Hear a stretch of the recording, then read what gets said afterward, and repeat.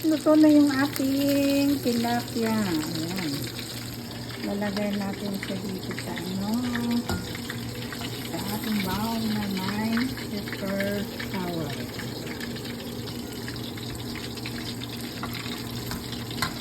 Para makuksik yung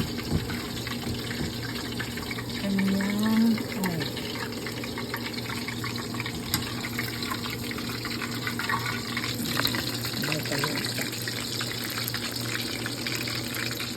Then, yung ating rice, lagyan natin ng soy sauce.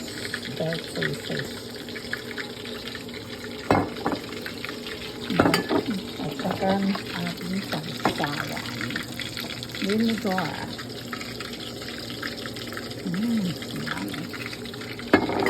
Ating sausawan and rice.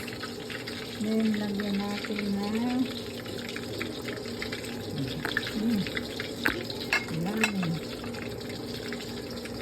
yan ang ating dinner ngayon gabi. Ayan. Ating yummy. Okay.